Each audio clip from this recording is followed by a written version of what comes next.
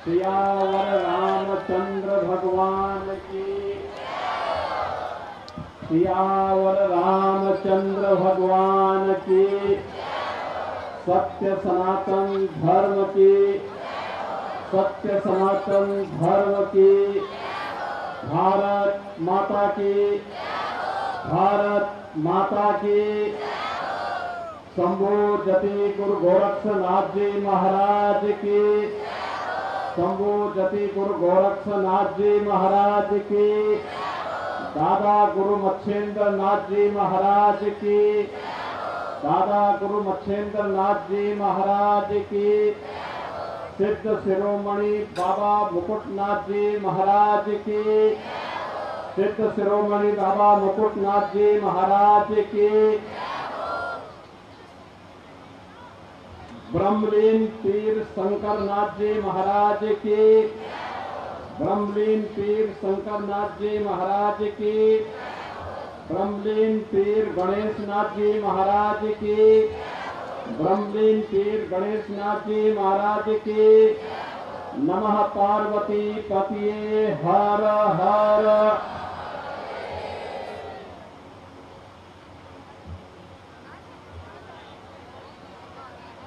सिद्ध बाबा मुकुटनाथ जी मठ सोंगल में ब्रह्मलीन महंत पीर गणेशनाथ जी महाराज की 8 मान का भंडारा और संख्याढाल कार्यक्रम में आज इस मंच पर उपस्थित सिद्ध शिरोमणि बाबा मत्स्यनाथ जी महाराज की पावन पीठ स्थल गोहर के श्री महंत पीर बालकनाथ जी महाराज, पेवा के पीर श्री महंत शेरनाथ जी महाराज, उजाना मठ के पीर श्री महंत राजनाथ जी महाराज, बनौरी मठ के पीर श्री महंत हरिनाथ जी महाराज, हेरो कला पंजाब के पीर श्री महंत पूर्णनाथ जी महाराज, रायसन के पीर श्री महंत लहरनाथ जी महाराज, कोट कला के पीर श्री महंत जिताई नाथ जी महाराज, नाथ पंथ के हमारे श्री बारा के महंत कृष्णनाथ जी महाराज, श्री 18 के महंत समुद्रनाथ जी महाराज, इस पूरे कार्यक्रम के आयोजक सोंगल के पीर और नाथ पंथ की धर्मनाथ और पंथ से जुड़े हुए इस पंथ के मूल स्थल सोंगल के पीर महंत शेरनाथ जी महाराज, डबल शेरनाथ हो गए यहाँ पे, पेवा के भी शेरनाथ और सोंगल के भी शेरनाथ। आज के इस कार्यक्रम में उपस्थित भारतीय जनता पार्टी के पूर्व जिलाध्यक्ष श्री अशोक गुर्जर जी, मुनीष कठवाड़ जी, पूर्व मंत्री कमलेश डाडा जी और आज के इस धर्म सभा में उपस्थित सोंगल और आसपास से जुड़े हुए हमारे सभी उपस्थित धर्म प्रेमी बहनों और माताओं बहनों, नौजवान साथियों, मैं सबसे पहले सोंगल में स्थित बाबा मुकुटनाथ जी की पावन समाधि स्थली को और इस पूर्ण पावन धरा को कोटि कोटि नमन करते हुए इस ब्रह्मलीन महंत गणेश नाथ जी महाराज के इस 8 मान के भंडारे और शंकाढाल कार्यक्रम के अवसर पर उनकी स्मृतियों को नमन करते हुए पूरे नाथ संप्रदाय की ओर से उन्हें विनम्र श्रद्धांजलि अर्पित करता हूं।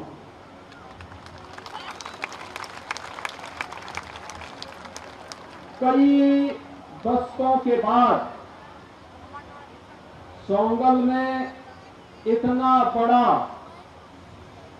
संतों का, योगेश्वरों का जमावड़ा और भक्तों का जमावड़ा सोंगल के इस ऐतिहासिक स्थल पर इस पौराणिक और अत्यंत श्रद्धा से युक्त सिद्धों और योगेश्वरों की तप से जिस भूमि ने अपना प्रभाव हर युग में दिखाया है, आज इस पावन धरा पर इस पावन भंडारा और धर्म सभा के माध्यम से आप सब का दर्शन और आपके माध्यम से उस पावन गुरु परंपरा को नमन करने का अवसर प्राप्त हो रहा है। मैं इस अवसर पर आप सभी का हृदय से अभिवादन करता हूं।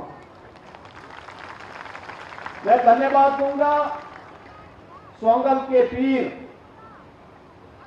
हमारे महंत शेरनाथ जी महाराज को, जिन्होंने अपनी गुरु परंपरा के प्रति अपनी श्रद्धा को व्यक्त करते हुए इस 8 मान के भंडारे और शंकाढाल कार्यक्रम को आयोजित करने का निर्णय लिया। स्वाभाविक रूप से आप सबका सहयोग रहा तो उन्होंने यह निर्णय ले लिया और एक कार्यक्रम आयोजित हो रहा है और इतनी भारी संख्या में योगेश्वर मंच पर भी और सामने भी आप सभी भक्तों की उपस्थिति, मैं जानता हूं कल इससे भी डबल संख्या में लोग आएंगे और ये उपस्थिति आपकी बताती है कि सनातन की ध्वज पताका हमेशा इन पूज्य संतों के सानिध्य में ऊंची रहेगी, उसको कोई झुका नहीं सकता है, कोई ताकत झुका नहीं सकती है। ये जो भंडारा और शंकाढाल का कार्यक्रम है,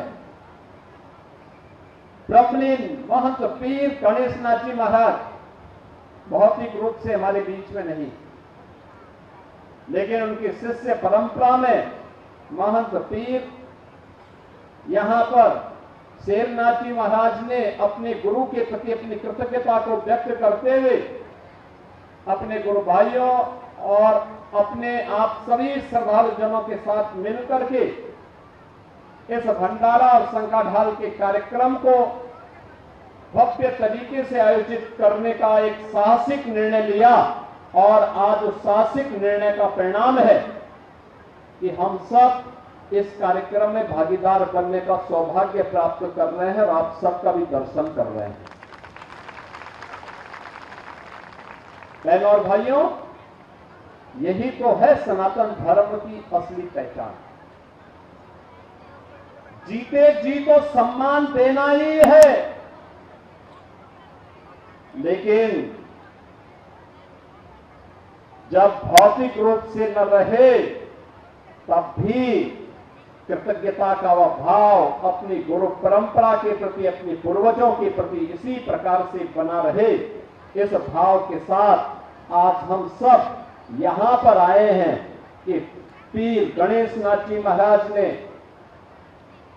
सोंगल के विकास के लिए, इस पीठ के विकास के लिए, इस सिद्ध स्थल के विकास के लिए, इसको बनाए रखने के लिए जो तप की थी, जो साधना की थी, उस तप और साधना का परिणाम आज इस भंडारा और शंकाढाल कार्यक्रम के माध्यम से हम सबको देखने को मिल रहा है। और इसीलिए उनके प्रति कृतज्ञता ज्ञापित करने के लिए सभी योगेश्वर, खड़ दर्शन संप्रदाय के हमारे पूज्य संतजन, ये जितने योगेश्वर यहां बैठे हुए हजारों की संख्या में और श्रद्धालु जन बैठे हुए हैं, ये सब उस कृतज्ञता के भाव के साथ जुड़े हुए हैं। यही तो है हमारे सनातन धर्म की पहचान। कृते च प्रतिकृतव्यम एष धर्म सनातन। सनातन धर्म क्या है?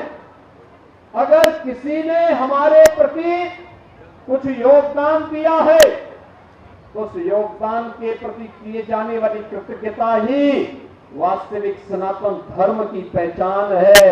हम सनातनी हैं इसलिए क्योंकि अपने से बड़ों का सम्मान करते हैं और जीते जी को सम्मान देते हैं, लेकिन अगर भौतिक रूप से वह नहीं रहा तो उसके प्रति कृतज्ञता ज्ञापित करने के लिए इस प्रकार का आयोजन करके उसका स्मरण करते हैं और उनकी अच्छाइयों से प्रेरणा प्राप्त करते हैं। यही हमारी ताकत है, यही हमारी ताकत है। और पंजाब हरियाणा का एक क्षेत्र तो वैसे भी वीर भूमि रही है, भक्ति भूमि रही है। इसके रज रज में सिखों का प्रभाव देखने को मिला है। कहते हैं जब विश्व विजेता बनने का सपना देख करके सिकंदर भारत पर चढ़ाई करने के लिए आया, उसके मन में एक अहंकार था। अहंकार इस बात का था कि वह विश्व विजेता बन जाएगा, तो जिस देश में जाता था उस देश का शासन उसके सामने नतमस्तक हो जाता था। उसने इसी गलतफहमी में भारत पर हमला करने का दुस्साहस किया और जब वह भारत के अंदर उसके सैनिक घुसने की दिशा में उसके सैनिक घुसने के लिए आए तो आपने देखा होगा उसे बताया गया उसके सेना का पड़ाव पड़ा हुआ था और कहते हैं कि जब उसके सैनिकों के पड़ाव में किसी एक ने उसे बताया कि यहां एक योगी है, बड़ा सिद्ध है, चमत्कारिक है, वो जो बोल देता है वो सिद्ध हो जाता है, उसने कहा कि उस योगी को बुला के लाओ। तो उसके सिपा सलार गए, उन्होंने कहा कि सिकंदर, विश्व विजेता सिकंदर बुला रहे हैं। तो उन्होंने कहा कि कौन सिकंदर? हमारा योगेश्वर, सिद्ध योगेश्वर बोलता है, कौन सिकंदर? अरे उन्होंने कहा, उसके सैनिकों ने कहा कि जो विश्व विजेता है। उसने कहा विश्व विजेता मनुष्य नहीं हो सकता है, गफलत मत पालो, और हम कोई सिकंदर को नहीं मानते। उसके सैनिक वापस गए, उन्होंने सिकंदर को बोला कि भाई ये तो जो योगेश्वर है ये काफी चमत्कारिक है, लेकिन वो कहता है कि हम सिकंदर को नहीं मानते हैं, अगर आपका देश हो तो हम उसमें बल प्रयोग करें। सिकंदर ने कहा नहीं, मैं स्वयं चलता हूं। बहनों और भाइयों, जब वह सिंध के तट पर बैठे हुए सिद्ध योगेश्वर के पास जाते हैं, वह मानता था कि मैं विश्व विजेता बनने का सपना देख रहा हूं, तो जैसे राजे रजवाड़ों ने मेरे सामने नतमस्तक होकर के तमाम देशों ने अपनी उनके सामने आत्मसमर्पण किया, ऐसे ही यह सन्यासी या योगेश्वर या योगी भी करेगा। लेकिन जब सिकंदर सामने आता है, उसके सिपा सालार बोलते हैं कि सिकंदर महान आए हैं, इन्हें सम्मान मिलना चाहिए। योगेश्वर अपने आसन में जमा रहा और सन्यासी अपने आसन से नहीं उठा।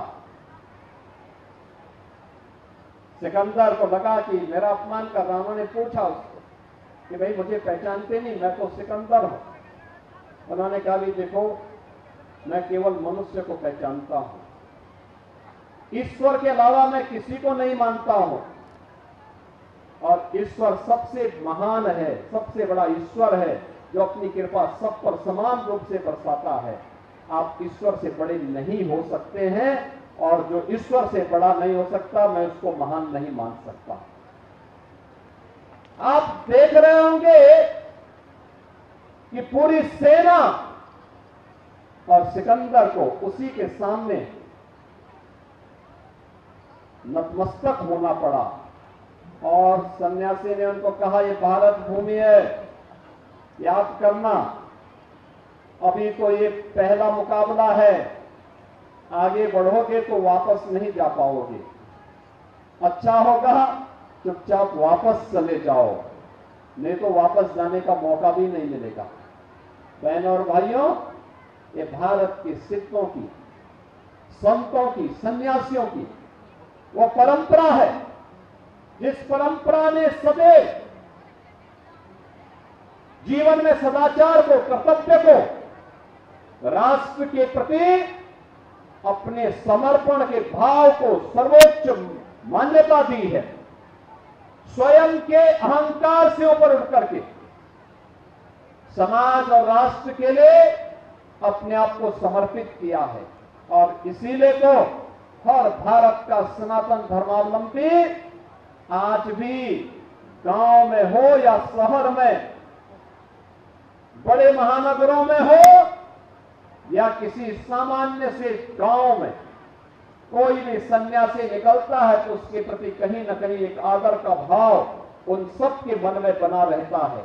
और वह आदर का भाव ही उसके जीवन की एक बड़ी ताकत बनती है, उसका संस्कार बनता है। और यही संस्कार सदैव हम सबको आगे बढ़ने के लिए, उन परिवारों को आगे बढ़ने के लिए फलने फूलने का एक अवसर उपलब्ध करवाता है। पंजाब और हरियाणा की भूमि ने तो ऐसे सिद्धों, संतों, योगेश्वरों की एक लंबी परंपरा को आगे बढ़ाया है, लंबी परंपरा को आगे बढ़ाया है।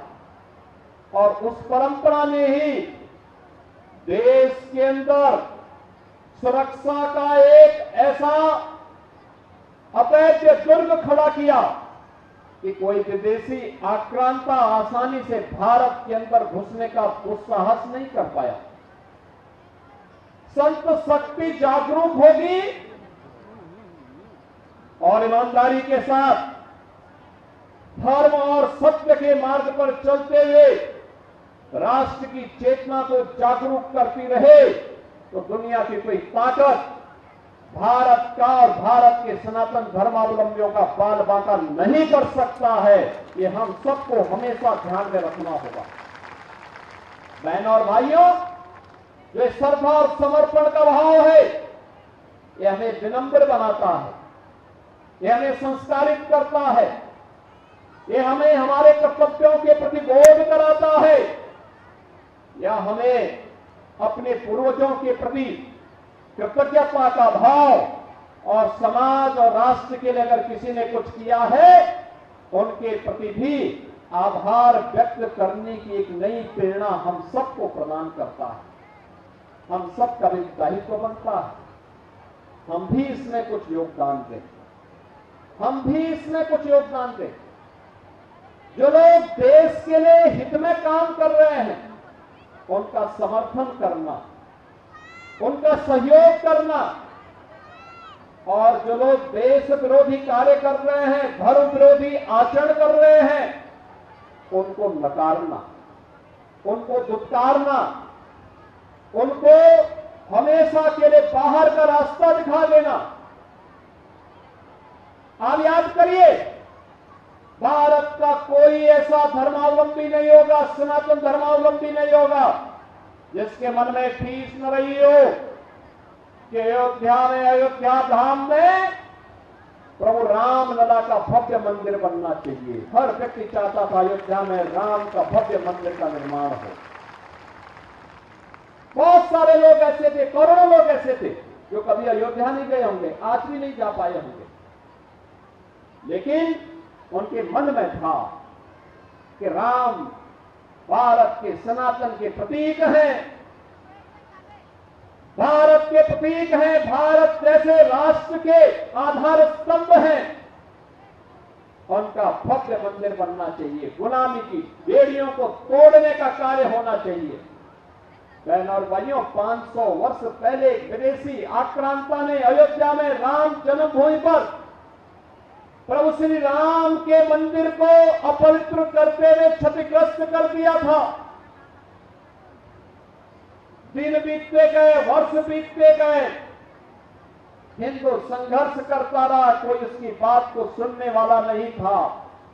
याद करिए, अयोध्या में रामलला का मंदिर भव्य बने, इसके लिए इस पहल को तब नई ऊंचाइयां प्राप्त हुई जब देश के अंदर मोदी जी देश के प्रधानमंत्री बने हैं। और मोदी जी के प्रधानमंत्री बनने के बाद आज देश के अंदर आपने देखा होगा, उत्तर प्रदेश में अयोध्या में राम मंदिर मुक्ति नहीं हुआ। विदेशी आक्रांता ने अयोध्या में राम जन्मभूमि पर प्रभु श्री राम के मंदिर को अपवित्र करते हुए क्षतिग्रस्त कर दिया था।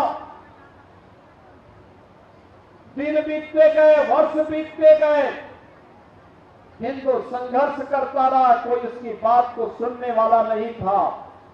याद करिए, अयोध्या में रामलला का मंदिर भव्य बने, इसके लिए इस पहल को तब नई ऊंचाइयां प्राप्त हुई जब देश के अंदर मोदी जी देश के प्रधानमंत्री बने हैं। और मोदी जी के प्रधानमंत्री बनने के बाद आज देश के अंदर आपने देखा होगा, उत्तर प्रदेश में अयोध्या में राम मंदिर मुक्ति नहीं हुआ, बल्कि दुनिया का सबसे भव्यतम मंदिर बनकर के खड़ा हो गया। रामलला विराजमान हो गए हैं।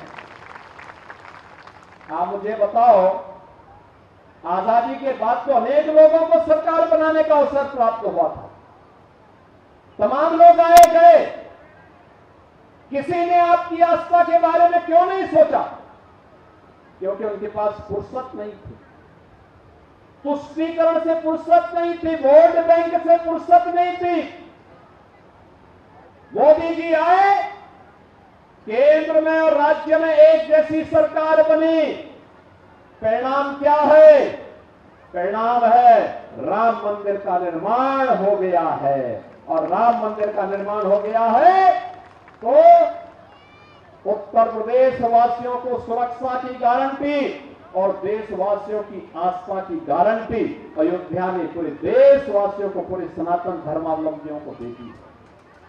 बहनों और भाइयों, ऐसे ही काशी में काशी विश्वनाथ धाम बन गया, महाकाल में महाकाल का महालोक बन गया है। उत्तराखंड में केदारपुरी में और बद्रीनाथपुरी में वहां पर भी भव्य धाम का निर्माण हो चुका है। ये तब होता है जब उसके बारे में सोचने वाली सरकारें होती हैं।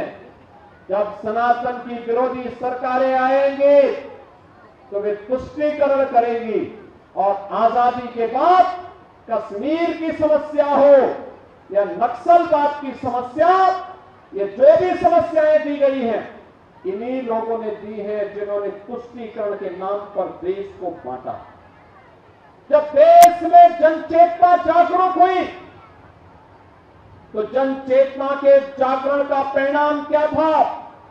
जनचेतना का परिणाम था कि लोगों के मन में आया कि इन लोगों ने अन्याय किया है सनातन के प्रति, देश के प्रति, उनको अविश्वास का प्रतीक बना दिया और विश्वास जताया भारतीय जनता पार्टी पे, मोदी जी पे। आज देश के अंदर मोदी जी के नेतृत्व में वह भाव आगे बढ़कर के काम कर रहा है जो भारत की जनता जिस रूप में अब देश को लेकर के चलना चाहती थी। बहनों और भाइयों, जिन लोगों ने विश्वास को दिया है, आज वे भारत के संवैधानिक संस्थाओं पे अविश्वास जता रही है। कभी कहते हैं कि लोकसभा के स्पीकर पे हमारा विश्वास नहीं, कभी कहते हैं कि हमें भारत निर्वाचन आयोग पे हमारा विश्वास नहीं।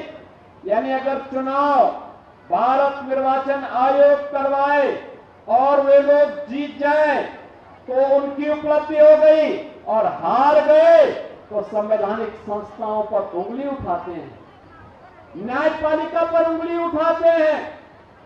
बहन और भाइयों, ये कड़वा कड़वा थू और मीठा मीठा गप नहीं चलेगा।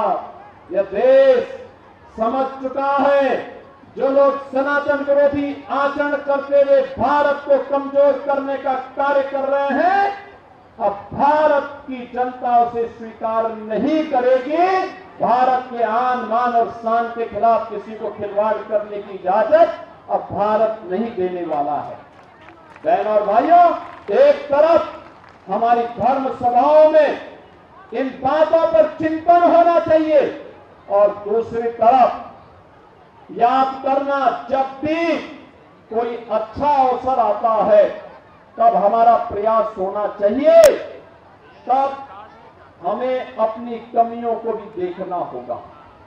याद करना, भारत का दुश्मन हमेशा इस फिराक में रहता है कि कहां कमजोरी रह गई है, उस कमजोरी से कैसे हम इस देश को कमजोर और कर सकें, और वही स्थिति है।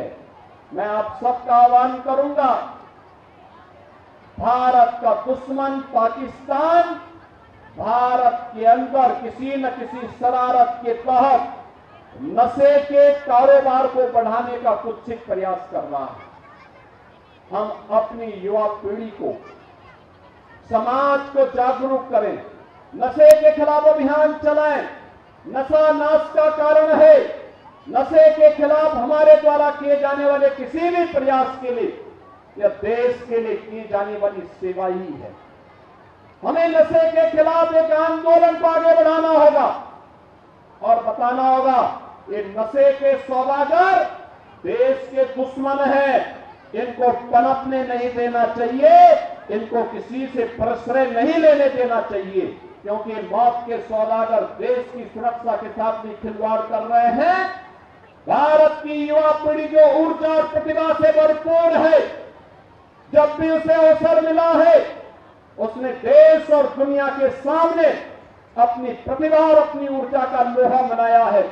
उस युवा पीढ़ी के साथ खिलवाड़ करने की चोट किसी भी नशे के सौदागर को नहीं दी जानी चाहिए, और धर्म सभाओं के माध्यम से भी हमें इसके माध्यम से आम जनमानस को जागरूक करने की दिशा में आगे बढ़ना चाहिए। एक प्रयास होना चाहिए।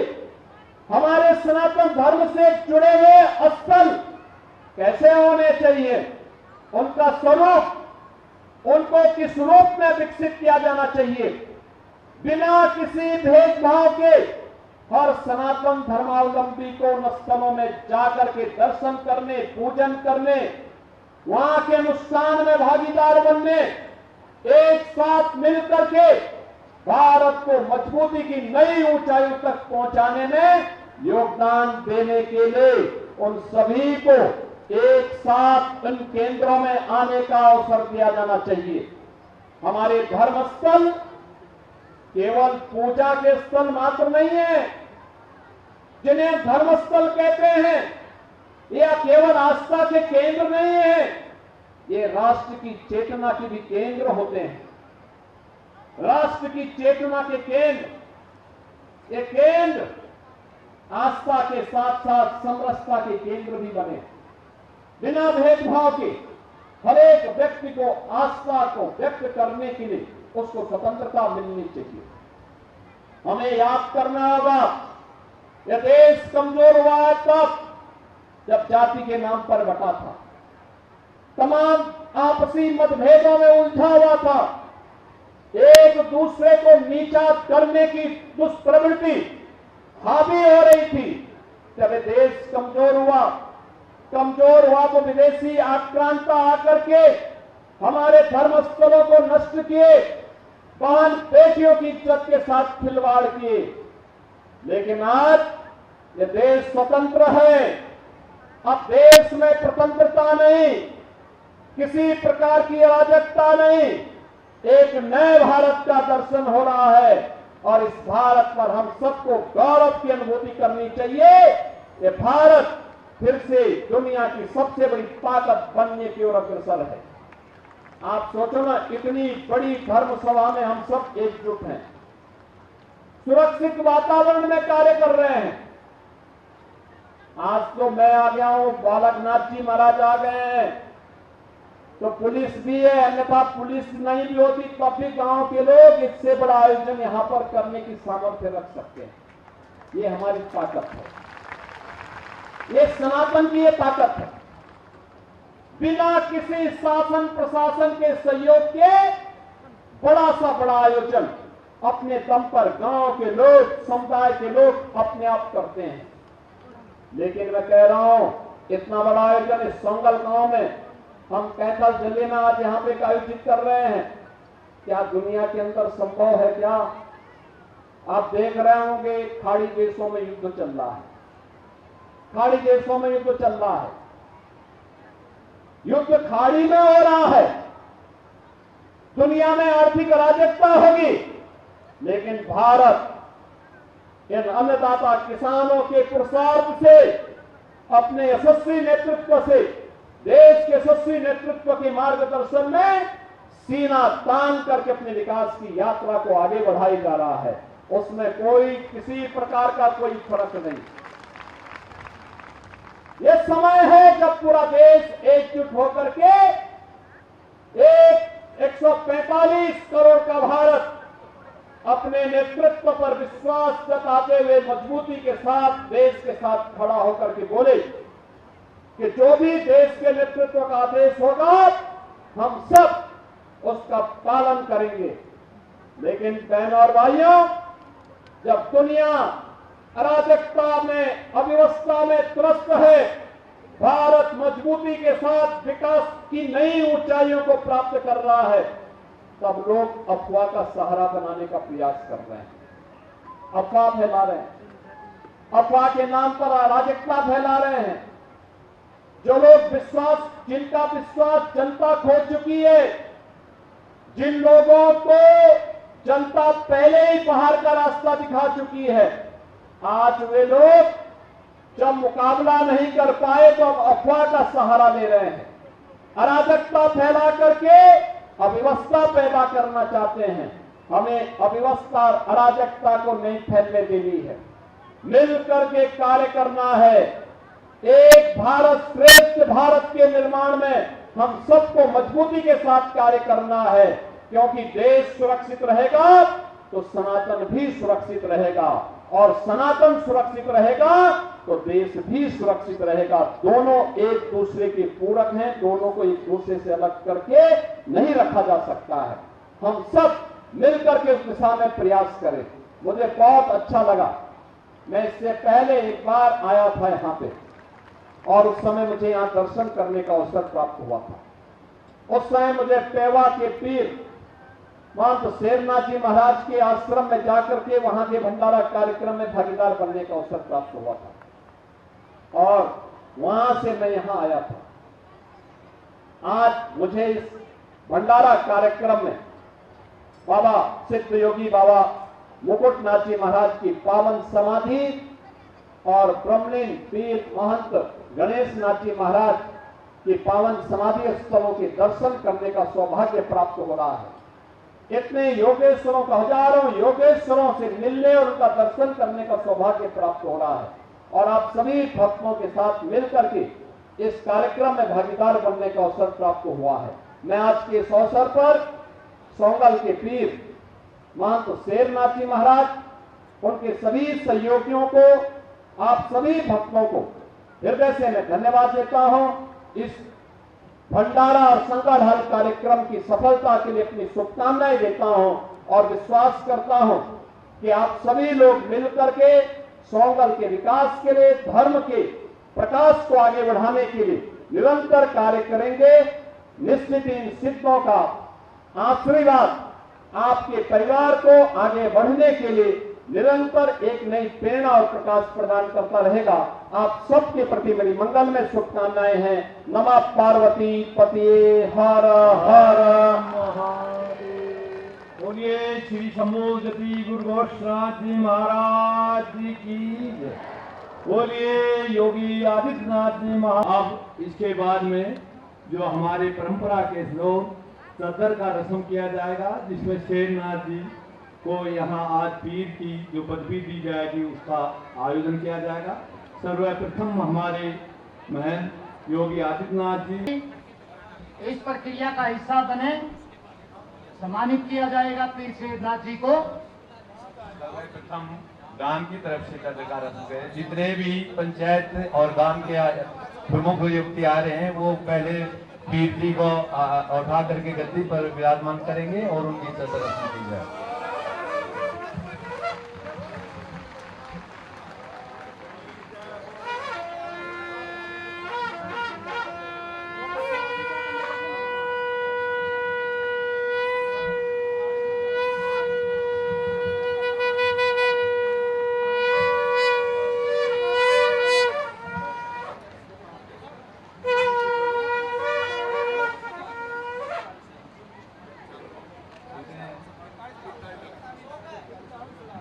गांव सोंगर की तरफ से 1,41 लाख रुपए योगी शेरनाथ जी को महंत नियुक्त किया गया है। गांव सोंगर की तरफ से 41 लाख और 1,70। श्री संबोधति गुरु गोरक्षनाथ जी महाराज की जय। गांव की तरफ से 41,000 रुपए और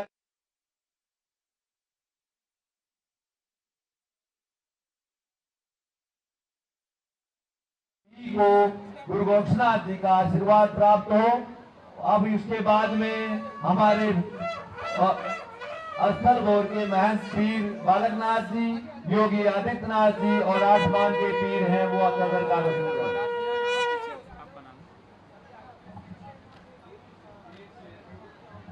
साथ में सभी मानधारी पीर योगी आदित्यनाथ जी के साथ में महंत योगी शेरनाथ जी को चद्दर उड़ा रहे हैं और तिलक कर रहे हैं।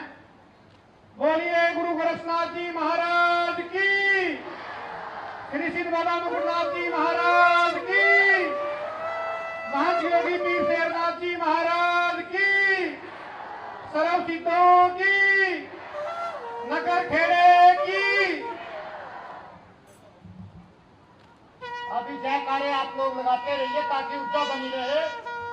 नौनाथों की बोलो, 83 सिद्धों की, बाबा मुकुटनाथ की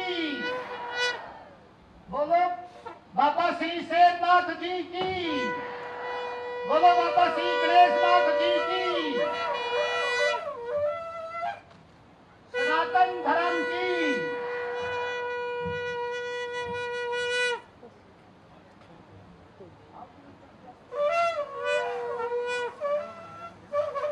शस्त्रपुर से महंत योगी बालकनाथ जी 1,500 रुपया, श्री पीर शेरनाथ जी पेवा से, बाबा गरीबनाथ मठ 500 रुपया, 12 के महंत कृष्णनाथ जी, 18 के महंत सुमंद्रनाथ जी 1 गुरु और 11,1100 रुपया।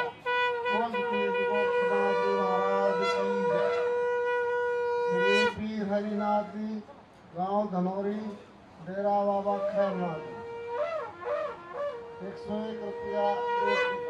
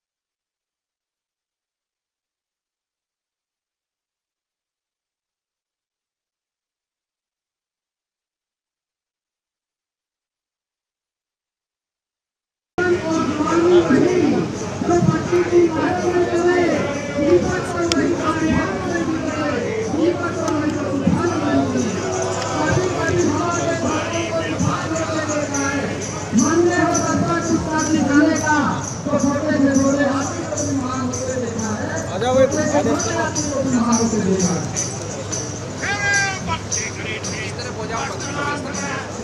और योगी जी ने बोला था जल्दी आती है इस कतारों को तोड़ देती है, बदल खरीदी जो जल्दी भारत निर्माण को मोड़ देती है, जो जल्दी भारत निर्माण को मोड़ देती है। आप बात कर रहे हैं कि योगी आदित्यनाथ ने जो भारत की पहचान और सनातन की पहचान है।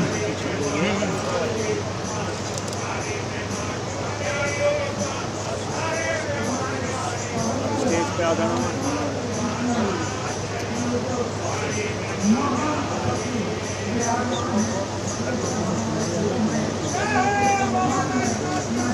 आप साइड योगेश्वर आए हैं, दिया कानाड़ा में योगेश्वर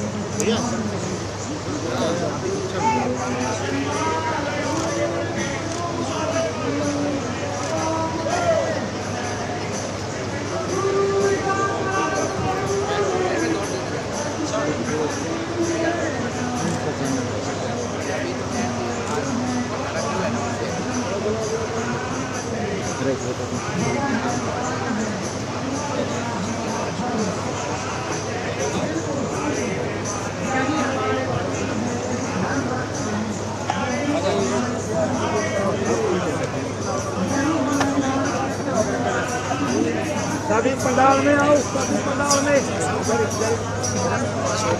आकर लिया आदेश।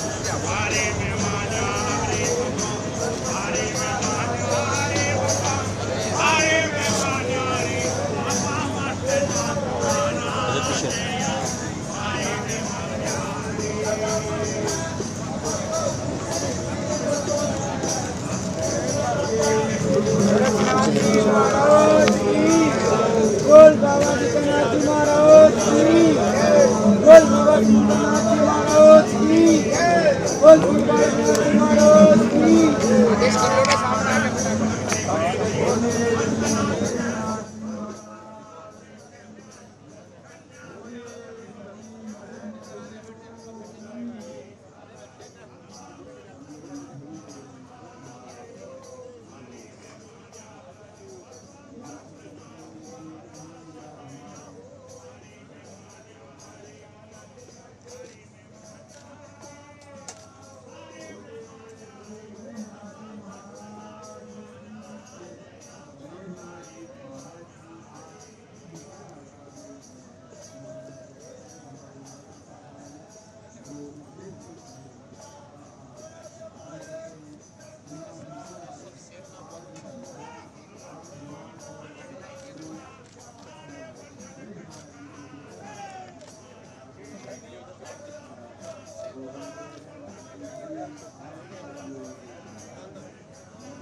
आदेश करने दे।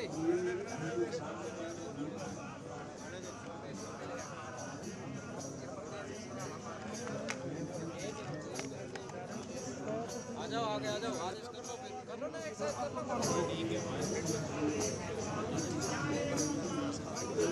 लो।